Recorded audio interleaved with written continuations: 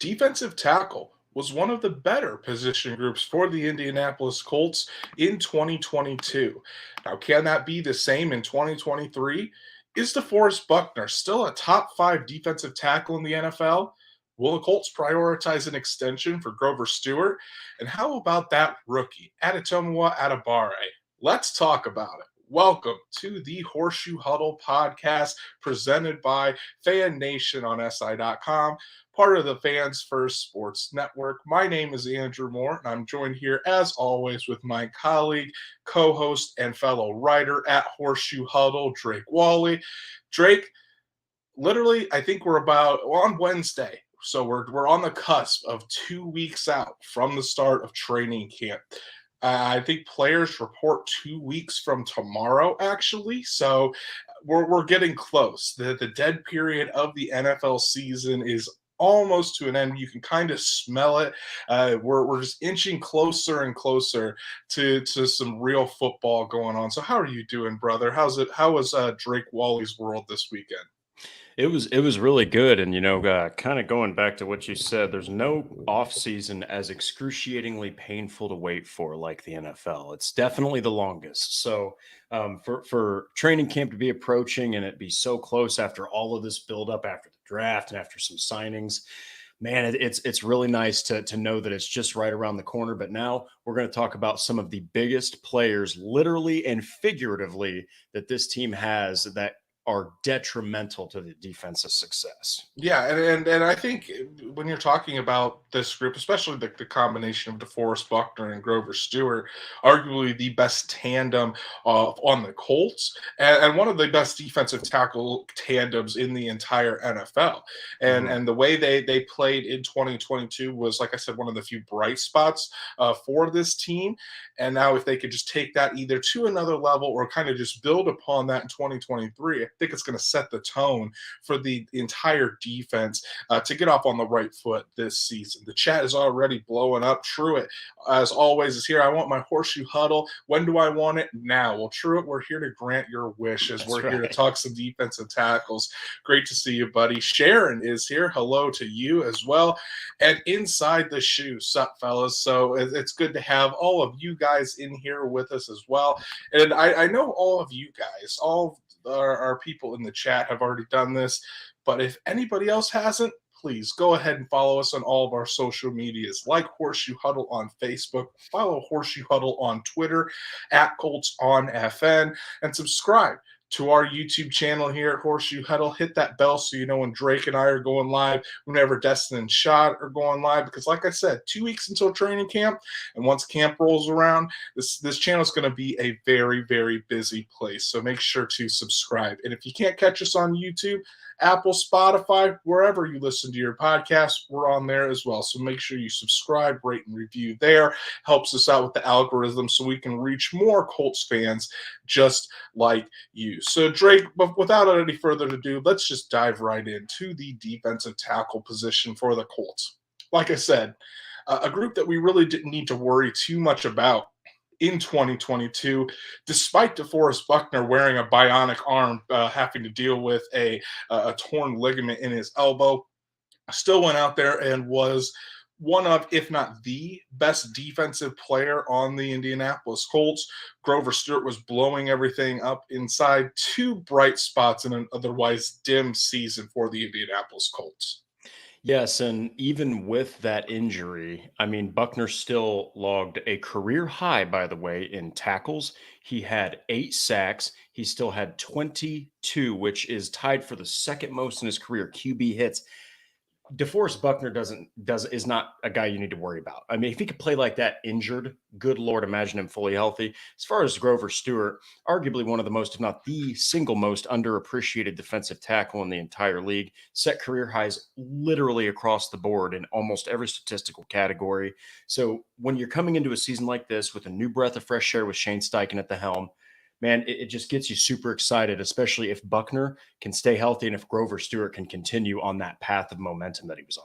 Absolutely. And as we go through these guys here tonight, chat, let us know what you're thinking Yeah. about these guys, whether it's Buckner, Stewart, or the rest of the guys that we're going to be diving into tonight. Let us know if you feel so inclined. Throw up a super chat, and we'll make sure to feature your comment on here. If you have a question, we'll be sure to get to it right away.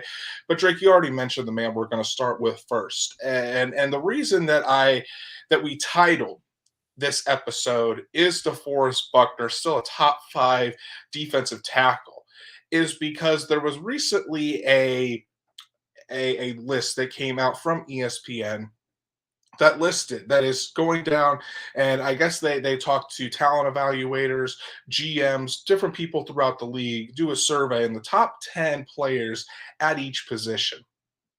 And when the results came back for interior defensive linemen or defensive tackles, DeForest Buckner ranked number 7 on there. And it wasn't long ago where DeForest Buckner ranked 2 on that list, right behind Aaron Donald.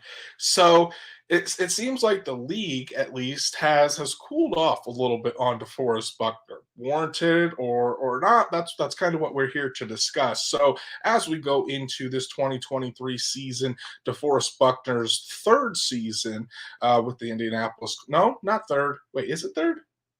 Fourth season with the Indianapolis Colts. Time's flying by, it seems. Fourth season with the Indianapolis Colts. What are your expectations for big old 99 in the middle of the Colts defensive line, Drake? First off, disrespected that he's not in the top five, but I think that Wyatt absolutely nailed it. Four 12-1 teams don't get much recognition even when they deserve it. I think that's a big part to play in it. But anyway, as far as expectations, very simple here. Number one, he's going to continue to be a dominant defensive tackle. Again, if he can play that way injured, imagine when he can play healthy. I think that he's going to continue to stay incredibly busy with tackles for losses, tackles in general, QB hits. He's just going to be a world record back there in the backfield. One thing that's interesting is if guys like Kwity Paye can stay healthy, guys like Samson Ebukam can hit their stride, and Dayo Dangbo can continue to climb, you might even see more from DeForest Buckner statistically. He still had 8 sacks from a defensive tackle position, which for a defensive tackle, if you're eclipsing 6 sacks, that's pretty dang good. And I do think that he's going to I expect 10 sacks from DeForest Buckner in 2023. I think that it'll only be the second time he's done it in his career. He had 12 sacks back in 2018, but man, I'm telling you, this guy plays like his ass is on fire, and he plays efficiently while he's doing that too. So I fully expect a complete bounce back year, and a really good one at that from D-Buck. Going back to Wyatt's comment, I mean, Wyatt Law is known as being a source of wisdom on True. this show. So great to see you in the chat here, Wyatt. But I go back to what Chris Ballard said this offseason when there were trade rumors swirling around. Well, are the Colts going to deal DeForest Buckner, or is he going to be a part of this team? And Chris Ballard said, if I could have 53 DeForest Buckners on my team, I would do it in a heartbeat. So that kind of just shows the love that not only does the general manager have for DeForest Buckner, but the organization, how much they love and appreciate Buckner as well. And I would agree. I don't think DeForest Buckner deserves to be at that 7 ranking. I mean, at the lowest, I would say maybe about 4. But when you have a fully healthy DeForest Buckner, I mean, it's hard to argue to have there are 5 better players in the NFL at his position than DeForest Buckner. I mean, not only is he a stuffer against the run, but as you said, he continually he's either 1 or 2 as far as the leaders in sacks for the Colts since he came to this team in 2020, since the Colts traded for him. And that's not just because the Colts don't have great pass rushers. That's because DeForest Buckner is consistently eating up double teams and still getting through them in the interior of the offensive line there. So it's troubling to see, and I think for us that actually that watch every game, that analyze every game, study this team like we do, we can see the immense impact that DeForest Buckner has for this team. I mean, I go back to during when players were missing missing games for COVID, and DeForest Buckner had to miss a game against the Tennessee Titans. And it seemed like the Colts went from one of the best run defending teams in the NFL to just an absolute shell of themselves. And Derrick Henry just ran all over the Indianapolis Colts that day. So when you're putting everything together, DeForest Buckner is so crucial to the success of this defense. That's why they went and traded a first round pick for this guy, because the Colts were looking for that dominant three technique to really drive this thing, drive the pass rush and drive things up front. And I think DeForest Buckner has done that and more ever since he joined the Colts. Yes, and the thing is, he took that momentum from San Francisco and Mhm. brought it right into another team. There was no drop off at all. I mean, he just like continued to devastate offensive lines. And people who make the argument that, oh, I don't know, you traded for a defensive tackle this, and that wasn't a good trade. That's ridiculous. Interior defensive pressure is one of the hardest to game plan for. It destroys your quarterback. It destroys your run game. It makes you have to change everything when it's coming right from up the middle. So who better to give it than a guy that you could trade for like DeForest Buckner, who is, in my humble opinion, yes, I'll say it, a generational talent at defensive tackle. This dude is a freak of nature. The lowest amount of sacks he's had is 3. And up till then, it's been 6, 12, 7.5, 9.5, 7, and 8. He's been consistent. He just continues to get better. He logs all pros, second team all pros, Pro Bowls. The guy is just an award machine. So I'm telling you, if this team gets like 8 or 9 wins last year, he's probably a Pro Bowler, maybe even an all pro with how busy he was in the backfield, even with an injury like he was sustained with. Yeah, you're getting a perennial Pro Bowl talent with DeForest Buckner, and that's just good to rely upon on that interior of the defensive line. Now, there are some questions. I mean, DeForest Buckner is getting a little bit older. He's close to 30. He's not there yet, so he is still in his prime. But again, that elbow injury is a little bit concerning. He was dinged up for the majority of 2022. The warrior that he is, he played through it all. But what are some questions that you might have about DeForest Buckner heading into the season? Well, it's actually a two-parter regarding that injury. Number one, can he play through the year without having to tough out an injury? So, kind of like we did with Kwity Paye, can he stay healthy? It Mhm. wasn't like removing games like it was for Kwity Paye with DeForest because it was upper body. But I mean, it still is slowing him down. And on the other end of that is if he has to do it again, can he do it again at that high of a level? I mean, when you're dealing with pain, eventually pain catches up. So that's a question. I think another one would be, with a healthy defense, Shaquille Leonard out there, Kwity Paye out there, a seriously healthy defense. What can Buckner really do, in this defense? Because we saw what he could do when Shaq Leonard was healthy in 2021. And holy cow, can this guy play? I mean, he's elevated when others are elevated around him. So very intrigued to see if he can just absolutely set the entire NFL on fire at defensive tackle if the rest of that defense is healthy around him. I would agree. I think for me, the question for me is revolving around injuries as well. Are we going to start seeing more injuries pile up for Buckner as he gets older? And that's Exactly. obviously that's something you don't want to see, especially a guy who's kind of reaching the final couple years of his deal.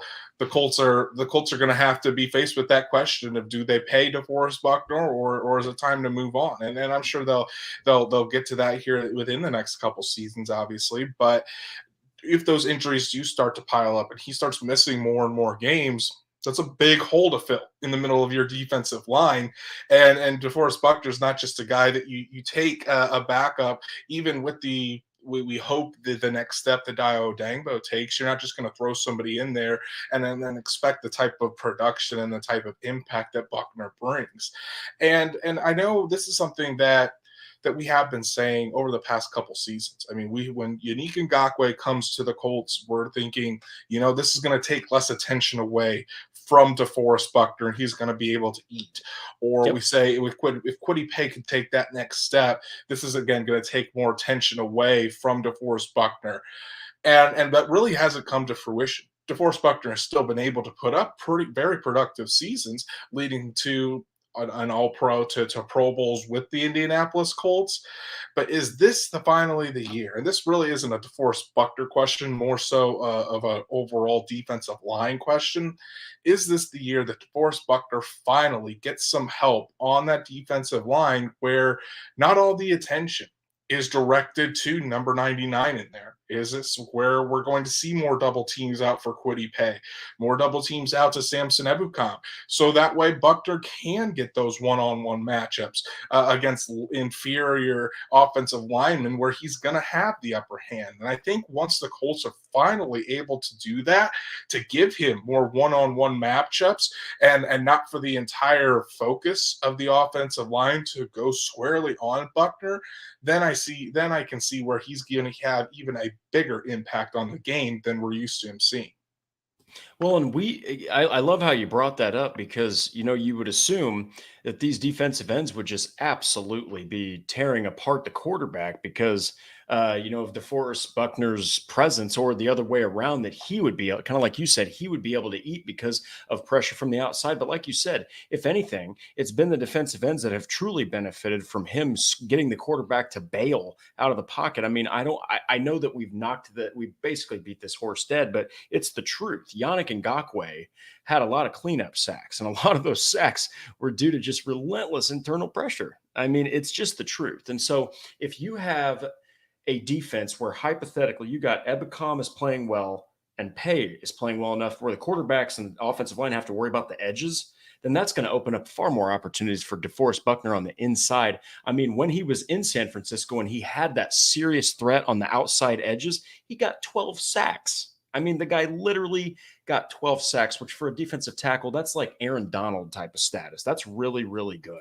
So I think if it all pans out perfectly in a perfect world for the Colts defense, you're going to get some good pressure from the outside, and Buckner can finally look like a superstar that he really is. Wyatt Law has confidence in the Colts defensive line. He says Ballard has stacked enough D-line talent where Buck and Grover can catch a blow more often, and the production shouldn't decline. Good And point. so it's gonna be interesting to see. The Colts have really invested a lot of draft capital and money into this defensive line, and at some point we have to see it come to fruition. I think we saw it last year a little bit when the Colts almost beat set the single season record for sacks. And it coming just a couple sacks short. So we're hoping to see Gus Bradley and Nate Ollie really build on that. And I think it starts in the interior with DeForest Buckner and Grover Stewart. But to kind of wrap up our conversation on DeForest Buckner here, we've already answered the question if we think he's a top 5 defensive tackle. Both of us a resounding yes on that front.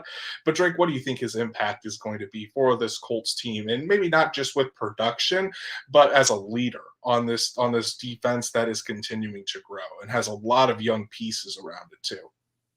Yes, the depth. There's depth pieces that are rookies. There's depth pieces that are young. There's depth pieces that have been brought in as unrestricted free agents. There's rookies that are going to get significant playing time, who we will talk about. I think that if we're talking about the impact right out of the gate, he's a mentor. He's a true leader. He's one of the biggest voices in that entire locker room. Now, if we're talking about impact, that's easy. He's going to be heavily impacting in the run defense. He always has, and he always will be. He is going to be heavily impacted, with the interior pressure. As we saw, there were defensive ends for the Colts last season that just truly benefited from his pressure up the middle. So I think that those two things are mainstays. You don't have to worry about those. I do think that he is going to have a chip on his shoulder of sorts because he put on a phenomenal performance and basically got completely ignored almost the entire year. And clearly ESPN didn't do him any favors either in their evaluation. So I think that this, for a lot of Colts players, this is a year of retribution. This is a year of telling the NFL last year was an outlier. This is not going to happen again. And DeForest Buckner is going to be one of the biggest reasons for them to potentially be able to show that. I love that mentor mentality because I think that's what a lot of people see DeForest Buckner as in this Colts locker room. And it's not only because he is a phenomenal player at his position, but he's been there, done that, and produced at a high level for a long time, especially when you look at the Colts roster and the oldest guys on that roster are only a year older than DeForest Buckner, Yeah. and Ryan Kelly and Luke Rhodes, who are both 30, and DeForest Buckner's 29. So you're looking at that at people. This defense trusts DeForest Buckner. This entire team trusts DeForest Buckner. He's not necessarily a huge rah rah guy. He's more of that gentle giant. But when DeForest Buckner speaks, everybody listens. So while Shaquille Leonard may bring the fire and may be that heart and soul of that defense, DeForest Buckner is more of that silent killer, that silent assassin. That he's a gentleman. He's super nice, super friendly. But when that helmet goes on, he's an absolute monster to deal with. So I would expect the same thing that we have seen from DeForest Buckner. I would expect a Pro Bowl caliber player. I would Mhm. expect close to 10 sacks, maybe gets to 10 sacks and gets double digit sacks if that defensive line can take away some pressure and some attention that he normally receives. And I expect a guy that is going to really take on another step in that leadership role as we would expect him to do with such a young defense, not only along maybe the defensive line, but you got to think about those rookie cornerbacks that the Colts drafted. There's just young guys all around this defense that that need another mentor, and DeForest Buckner will be one of those throughout the 2023 season. And I think as long as he is a Colt, he's going to be one of those. And so now we're going to move on to our next defensive tackle here, a guy that really I don't even want to call it a breakout season because as Colts fans know, this man has been doing these things for years now. It just seems like he did it on a much larger scale in 2022, excuse me, and that's big growth. Grover Stewart there in the middle. So Drake, what are your expectations for Grover Stewart as he enters a contract season that maybe a lot of people are looking at the Jonathan Taylor extension, the Michael Pittman Jr. extension? Grover Stewart is up for an extension as well. And I'm right there with our own Zach Hicks. That man has earned an extension, in my humble opinion. And if we're talking about that Colts fans, it's really the niche. They know the team fans know his impact. Okay, he's not a household name in the NFL, but as far as Colts fans, everybody knows Big Grove. Now he set career highs in tackles total with 70, tackles for loss with 9, QB hits with 7, sacks with 4. He even had 3 pass deflections. This is a guy who doesn't like blow you out of the water with sack numbers, but a lot of defensive tackles just don't. When you have DeForest Buckner next to you getting consistently 6, 7, 8 sacks a season, it's hard to look at Grover Stewart and be like, well, you're phenomenal when you see 4 sacks. This is a guy that I fully expect to just continue to stay busy in the backfield. I think he's going to continue to put out that high output. We've talked about it also that 30, 31, 32 for a lot of skill positions, that's old. Well, guess what? For defensive tackles, these guys can play till they're 36, 37 years old. Stewart might be in his prime right now. And so I think that he's also going to have another career season. Fully expect him to have a career season. Maybe not 70 freaking tackles. That is a lot of tackles, by the way, for a defensive, for an interior guy. Not But only an interior guy, but a nose tackle at and that.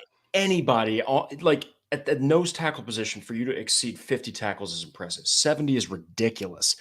I'll end his expectations with this. I fully expect this man to finally get that elusive Pro Bowl. And even Quentin Nelson last year thought that he should have had that Pro Bowl. So look for Grover Stewart to finally get that nomination under his belt. Shout out to my wife, Danielle Moore, for the super sticker here. Appreciate you listening, babe.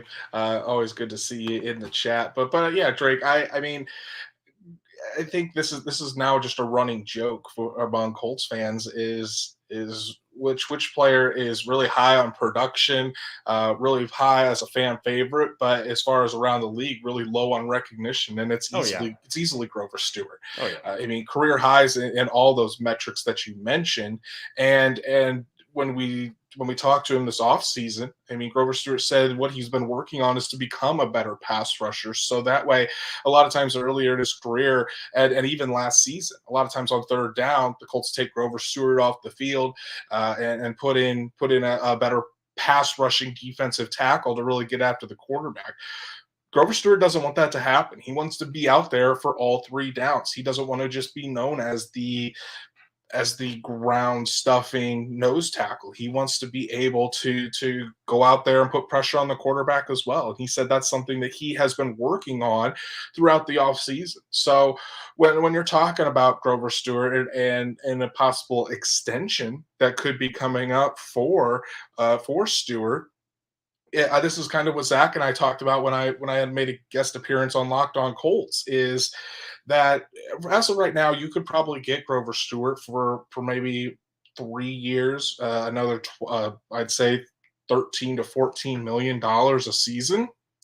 But if you wait and Grover Stewart goes out there and he starts piling up the sacks and having an even more productive 2023 than he did in 2022, and then he adds that pass rushing element to it, I mean, defensive linemen, they get paid to go after the quarterback. You see them making the guys that are making the huge money on defense are the guys that are the sack artists that really get after the quarterback and put up those big numbers. So if Grover Stewart can start getting into that category, his price is just going to keep skyrocketing up as well. And then that makes it tougher to be able to keep all these guys. So maybe you do want to prioritize extending Grover Stewart before something like that happens. It's kind of what my opinion was with Michael Pittman as well.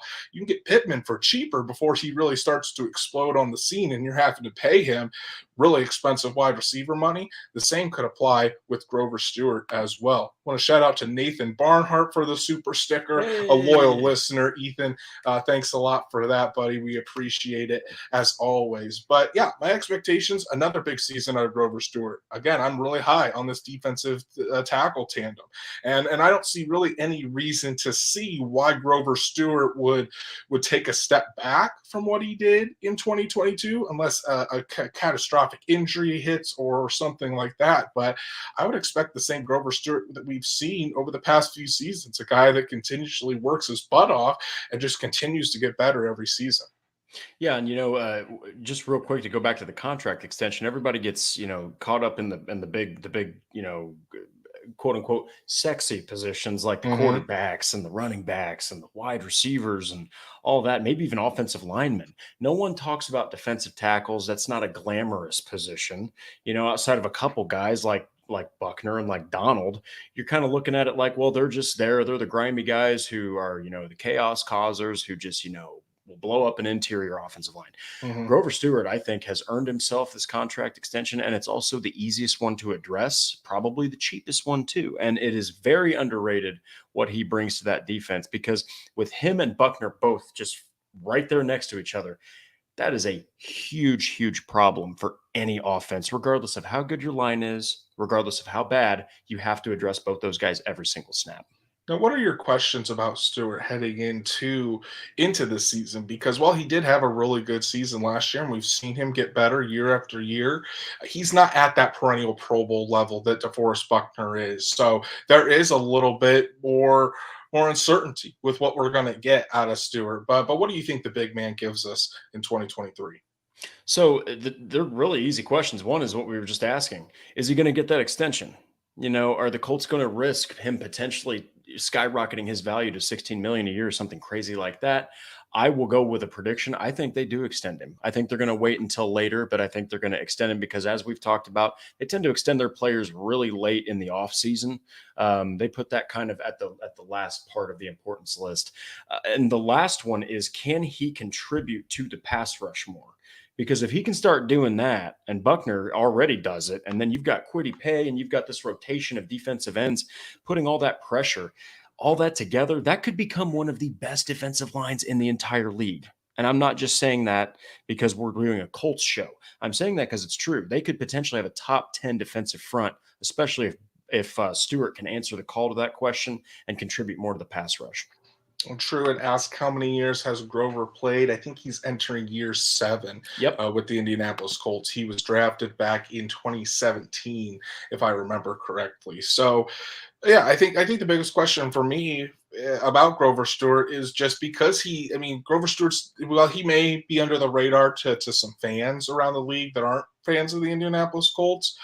I could guarantee you that the NFL knows about Grover Stewart and what he's capable of. So it's not like he is going to go unnoticed in those offensive meetings, especially those offensive line meetings. So if more attention is afforded to Grover Stewart this season, can he overcome that? I mean, if that attention is going to him, can he still put up the numbers and the production that we saw a year ago if he's getting more attention? I think that's the biggest thing for me. I know Grover Stewart last year was absolutely eating up double teams, so it didn't really seem to stop him. But I think, again, more attention is going to be put on Grover Stewart this season as well. So that's what we're going to have to look for is are we going to see that same type of player that was not being able to be stopped by double teams, or is he going to start reverting back to a little bit of the norm, or is this the new norm? So that's going to be what's really fun to watch about Grover Stewart's season as we go from week to week. But you kind of gave your impact a little bit, so go ahead and dive into that some more, Drake. Of what what do you think his impact is going to be for this Colts defense this upcoming season? I think that Grover Stewart, coming out of a college like Albany State and going in the fourth round, I really do think he is the kind of guy that when he says something, he puts it into action. So I do believe he's going to add more to the pass rush. I do believe, similar to Buckner, he's just going to continue being a big factor in run defense.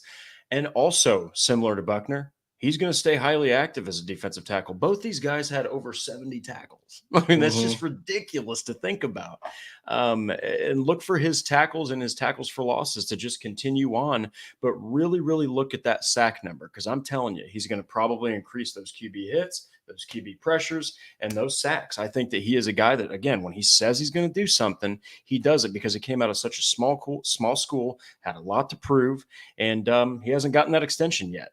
So I think that he's fired up for 2023. They were terrible last year, and him and Buckner were arguably the two best defensive players. So I mean, I would say that he's going to show out.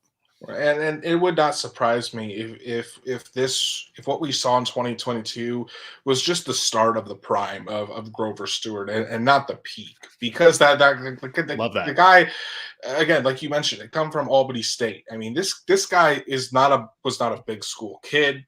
He was I think a fourth round pick back in 2017. So he came on as a reserve, had to grind his way into that starting lineup. And then when he finally did make the starting lineup, there wasn't a guarantee he was going to stay in that starting lineup. So he had to grind to make sure he secured his spot.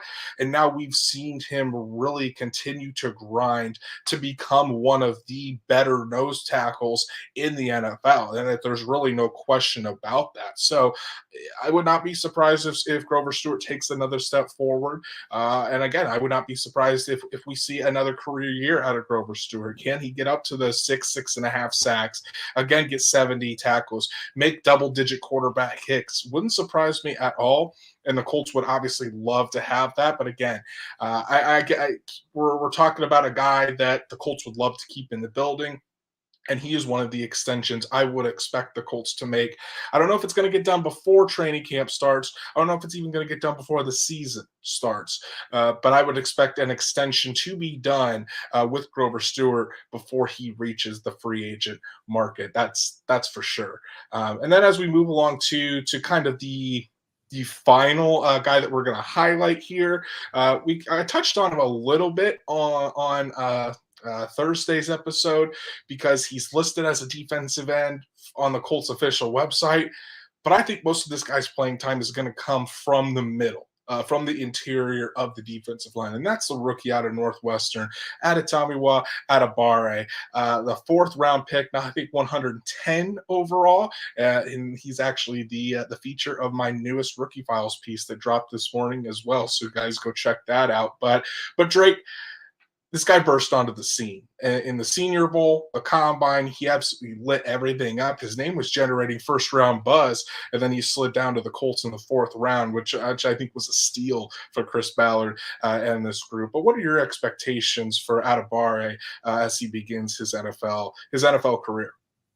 There's been a couple pass rushers. I believe their names were Dwight Freeney and Robert Mathis that were undersized. They were speedy, and they weren't necessarily the big, bulky types. This guy fits that, only he runs a freaking 4.4940, which, by the way, for math purposes, is 0.06 seconds slower than Anthony Richardson. That's ridiculous. You're talking about a defensive tackle that almost outruns your speedy quarterback, the most athletically tested quarterback ever. I think his shorter frame and that explosive nature that he's got with that frame is going to cause issues. I think it's going to take some people by surprise. I expect him to also be moved along the line. I think that his frame at 6'2", 265, with that kind of speed and that kind of tenacity, again, we talked about Samson Ebukam and how he's, got a little bit more of that wide stance and that constant motor. Look no further than right here. Addy has the same exact thing, only he might have an even higher athletic ceiling. So I do expect him to play. I expect him to cause issues, and I expect that speed to take people by surprise. I don't think anyone's ready for a 4.49 type of speed to come from a defensive tackle. Adebawore is the first player in combine history to weigh in at over 280 pounds and run a sub 4.540. Just an absolute menace. It's just incredible speed. I think he had a 37-inch vertical, 37 and a half inch vertical, excuse me, a 10 foot 5 inch broad jump. So speed, explosiveness. The Colts love their athletes, and there was hardly any defensive lineman more athletic than Adebawore as far as testing is concerned at the NFL Combine. But again, you're noticing another theme. The Colts love athletic defensive linemen. They love guys with long arms. Adebayore's got 34-inch arms. Well, he's not the biggest guy, only 6'2", about 282 pounds. He can play inside. He can play out. Adetomiwa can play inside and out. Tyquan Lewis can play inside and out. The Colts really like these in between, these tweener defensive linemen where you can really put them at multiple positions, and it's all about just getting the best guys out on the field. So if one of the defensive linemen needs a break, Adebawore can go in there. If a defensive end needs a break, you can put him out there on the edge. He's comfortable doing that as well. So I don't know if we're going to see a huge starting presence, but it wouldn't shock me if he is one of the top depth pieces along that defensive line. With a guy like Adetomiwa, you could see Adebawore coming in as an end, as a defensive tackle, wherever he is needed, depending on the package, and he's going to give you very quality snaps. He's got a relentless motor, so you don't have to worry about him taking any snaps off. And he's going to really use that athleticism and that speed to his advantage. And he's a smart kid, went to Northwestern, took mostly honors classes, so he's going to be able to grasp the system very quickly. So I think he could be one of the rookies that we see maybe have one of the earliest impacts for this Colts team. And he's also going to benefit by being a product of such a deep depth with the defensive front because, yes, I know that there are the guys that they show out regardless of who's around them, guys like Buckner. Okay. Mm-hmm. But I'm telling you, everybody plays better when there's talent around them and when the scheme fits what they're doing too. This is, in my humble opinion, the most intriguing part of this defensive front. You know what Buckner's bringing. You know what Grover Stewart's bringing. It's going to be a lot of fun to see what Addy is going to put on that defensive line, where they're going to move him, how they're going to fit him into maybe third downs or early downs. Really, the sky's the limit, and he's also a little bit of an unknown. So that makes it even more exciting to see what they're going to do with him in Gus Bradley's scheme. And I love you say that he's a little bit unknown because while we're excited about his potential, there is also a reason that he fell to the fourth round of the NFL draft because he has all this athletic potential and the athletic traits are there, but I'm not sure his tape at Northwestern a lot of times, well, he was probably their best defensive lineman. It just the production didn't match up necessarily. He wasn't going out there and dominating offensive linemen in the Big Ten. So what are your questions or your main questions for Adebawore as he heads into his rookie campaign? These questions I have, I now am realizing were very similar to what happened. I know Aaron Donald was a far higher prospect, but this is what people were asking about Aaron Donald when he came out of Pittsburgh. Will his size be a problem? in the NFL? Is he going to be able to, overcome that? And number two is, can he stack up as an NFL defensive tackle? Because as we know, these guards, these centers, I mean, they typically can eat alive smaller defensive players because it's professional football of the highest degree. Those are two questions he's going to have to overcome. I think a third one is, how will the Colts utilize him? Because obviously we're sitting here saying defensive tackle. Well, there were some charts out there that said he's a defensive end. So clearly people have different opinions on what he's going to do. So those three questions stick out to me the most. Personally, I think the biggest one he's going to have to answer, though, is can he overcome his size? Being 6'2", 280, that's pretty small for an interior defensive lineman. Yeah, and I think your last question is the biggest one for me. How are the Colts going to use him? Because he is a tweener. I mean, the Colts list him at defensive end, so is he going to get snaps as maybe the backup Leo behind Samson Ebukam? Or is he going to kind of back up maybe Kwity Paye, be on that strong side?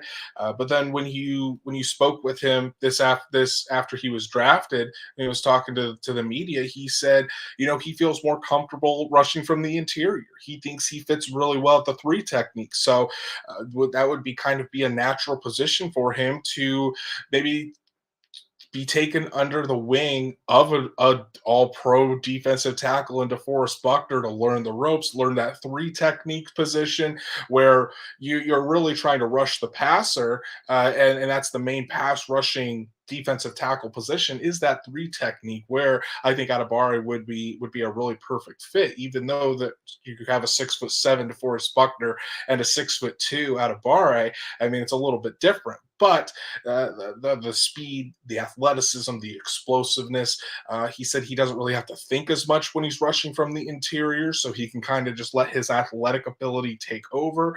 So it's going to be interesting. And I think that's what we're going to see him in multiple different areas in training camp, because the Colts themselves, they probably aren't going to get a full feel of where he performs best until the pads go on, until they can see him at full speed out there in camp. So it's going to be interesting to see how Gus Bradley and Nate Ollie really move him around that defensive line to try to find where he fits best in this defense and where they can get the most out of him. Yeah, and I think that with the reason, especially the reason that they drafted this guy, is because they did the Ballard thing. They went with the traits. Okay. They went with the freakishly long arms. They went with the speed. They went with something that's completely different than what you see out of most defensive linemen, defensive ends, anything on the front. And that is just arguably the fastest guy that I personally have ever seen get tested at the defensive tackle or end position. I mean, this guy is a lightning bolt. So I think that's the biggest question. Kind of like you highlighted, kind of like I highlighted. What are they going to do with him? Does he start on the interior? Does he go underneath the tutelage of Grover Stewart and DeForest Buckner? Does he get moved to the outside? It's going to be very interesting, and I'm all about it. I'm so happy that they drafted this guy. I was all about it when they got him. Now, what do you see his impact being in his rookie season? Because obviously he's not going to supplant Buckner or Stewart as a starter, and like we said on our last episode, Paye and Ebukam are pretty entrenched as the starters of defensive end. So, what do you see his role and his impact being for his rookie season? I see him being a situational depth piece. I see him being the kind of guy that, I mean, look, if it's 3rd and 12, or if it's like, we'll go with something that's more where the team might actually try to get the first down, 3rd and 6, 3rd and 7. I mean, you're looking at a guy who runs a 4.4940. He goes in there on the interior. Look, I know everyone's talking about, is his size going to be a problem? The minute that this guy gets by an offensive lineman, a 4.4940, quarterbacks are not going to get away from him. I mean, he's going to find the quarterback. He's so damn fast. He's going to find the quarterback. So I do see his impact being something where his versatility will allow exotic defensive front lineups where you can just kind of place him all over the front. But I also think his speed is going to be unexpected. I don't think that you can train for. I don't know many other defensive linemen or ends that run that fast. So it's like when that happens in live games, I don't think that you're going to be ready for it when it first happens. So I think that it could cause some big problems for offensive lines that just aren't ready for his undersized stature mixed with that ridiculous, almost running back like speed. Yeah, I think, and again, I think we have to tamper expectations a little bit Yeah. for Adebawore too, because he is a rookie, Yeah. and as we've seen with Kwity Paye, Adetomiwa, it does take a little bit for rookie pass rushers to get used to the game of the NFL game. So I do see him being a nice depth piece to really grow behind Buckner, behind Stewart, or if they place him out at defensive end behind Paye and Ebukam. But I think what you want to see out of Adebawore throughout the season is, I think you want to see you just want to see him growing. You want to see him get better game to game. He doesn't need to come in and absolutely dominate, but you want to see that consistent growth for the game to slow down a little bit for him, and for him to really start understanding what it means to be and how to play along an NFL defensive line. So again, I think if the Colts were want to take this the best way, I'm not sure if you'd want to put him at a ton of positions. Maybe try to just focus him in on one position his rookie year, and then as he gets that down, then maybe you can expand him to another position on the defensive line. But kind of start him either a three technique or start him on the outside. Wait till he gets that down before you start moving him around. But regardless, I think he's going to be a solid depth piece, and I'm excited to see that athletic talent flying around the turf at Lucas Oil Stadium. And Tony Robertson says maybe between 5 to 10 snaps a game, maybe more depending on how he plays.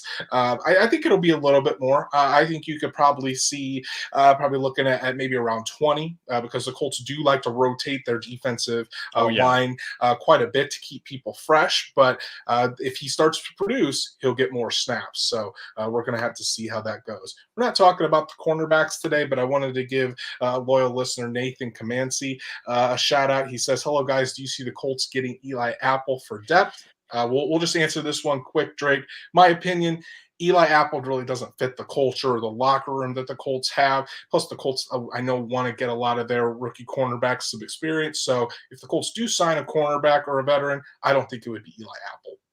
And I think if it's going to be a veteran that they do sign, it's going to be a guy that is like a Casey Hayward. That's going to Mm-hmm. be, or a Fabian Moreau. That's going to be a guy that's not going to take over a lot of snaps. He's not going to ask to start. He's going to be more of the guy that's like, look, I'm just happy to have a roster spot. I'm at the end of my career, or I know I'm a depth piece. More of one of those guys, because I feel like Eli Apple might have some room still, even though he has let up some big plays in recent years. I do think he still has a little bit of wiggle room to kind of argue for some starting time. And I'm right there with Andrew. I think that the Colts are really looking at Juju Brents, Jalen Jones, and Darius Rush to kind of start lifting up even Dallas Flowers.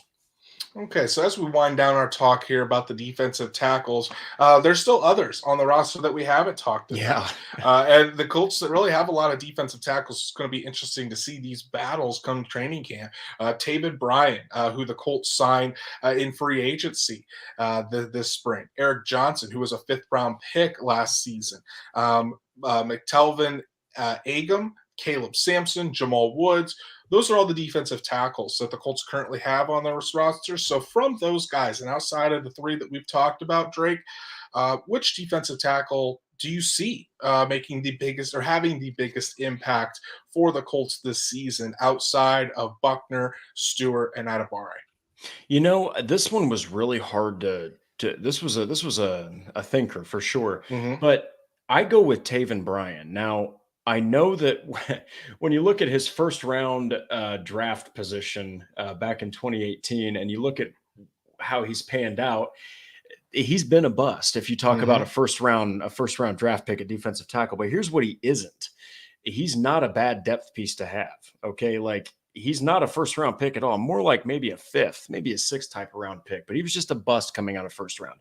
Here's what he is. He's an incredibly athletic, fast defensive tackle who is going to be a guy that you're going to put in there to continuously get the pass rush going. He's kind of a bull rusher in a way where if he's going to get past somebody, he's got a lot of speed. He's kind of like Adebawore in the sense that he's very quick with his feet. I think that if you're looking at the depth, though, he's got the most experience of those guys. I think that he's been in the league long. He was a 4-year starter he was a 4-year player for the Jacksonville Jaguars and didn't really start a full season in any one of those 4 years. But it's interesting because last year he started all 16 games with the Browns. So he's coming off of a full year of starting. I think that he's going to show the most impact. That was a really tough question, though, because any one of those guys, even the rookies like Jamal Woods, they could show out at any given moment. That was a tough one. And I'm in agreement with you there because I think Taven Bryan, well, if you're relying on him to be a starter for you, you're probably Oof. thinking, it's not. I mean, you're a little bit worried. You're thinking it's probably a low end starter, Oh, we got some but injuries if he's starting, right? yeah, exactly. But as a depth piece, he comes in and gives you 20, 25 snaps a game where he runs with his hair on fire, and he just goes after the quarterback. I think you're fine with that. So a backup three technique if he needs to come in on third downs to replace a Grover Stewart, maybe get some snaps there, something like that. But I think Taven Bryan could be a good piece, and I'm also excited to see kind of what Eric Johnson the going into his second year, what he shows, because last year it seemed like Eric Johnson was a little overwhelmed, came from a small school, definitely did not seem like he was ready for the NFL, and we saw his snaps really dwindle towards the end of the year.